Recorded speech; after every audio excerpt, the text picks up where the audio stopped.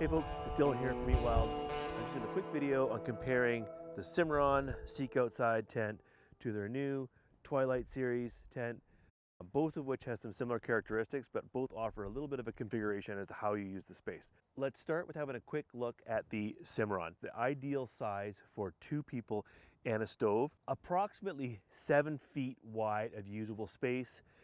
I need about 2 feet for my bed system. I need to be just far enough off the tent sidewall there so I don't get any condensation. So in this situation, we have enough room for 2 folks to sleep comfortably. We also have enough room for 3 or even 4 folks to sit around the fire. The limitation on this tent is you can't stand up in it. Although, what I do like about the Cimarron is that you can stand up inside the doorway and have access to, say, bringing wood into the tent or dealing with your gear.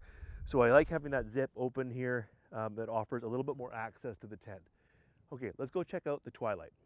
With the Twilight system, what they've done is they've added a second pole, which extends the ridge here, which also just creates a lot of floor space down below. They've also included their zipperless door system, which is really a cool system for getting in and out of the tent without having to worry about getting debris stuck in the zipper, which can be a weak point of any tent. Okay, I'll just bring you inside the tent.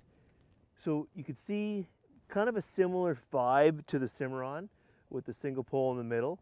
There's about the same amount of width here, approximately 7 feet of usable space going across here, which allows for enough room for sleepers on either side of the stove. I always have a couple of physical blocks between my sleeping system and the stove. In this case, it's a couple of big rounds here, which just reminds me to not roll into the stove. The key features that are different in the Twilight is they've offered you like a bathtub floor.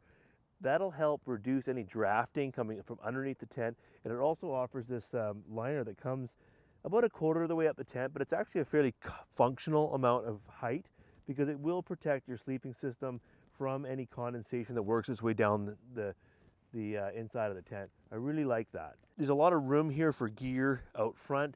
When the door comes down, you got a big vestibule out front. One thing to note in this system with the floor, you have to be conscious of using the reflective mat to reduce any potential of heat basically melting the floor. Cool feature for having a stove going with the floor. All right, just have a little overview of the Twilight. It's got the zipperless door, which is super handy, but I also make sure that I guy it out from the peak down because you're going to put a lot of stress on this one peg here if you're coming up and down. The tent itself, it guys out, creating lots more space, lots of guy points, so it's going to be very, very good in weather.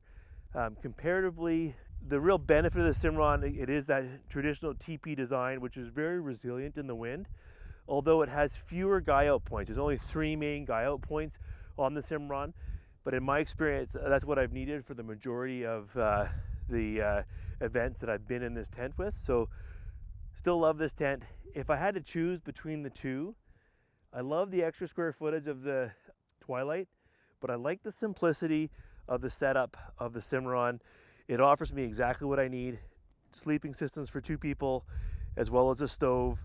I don't typically run a floor when I'm hunting late season and I need a stove. I really do appreciate being able to come and go with my boots on.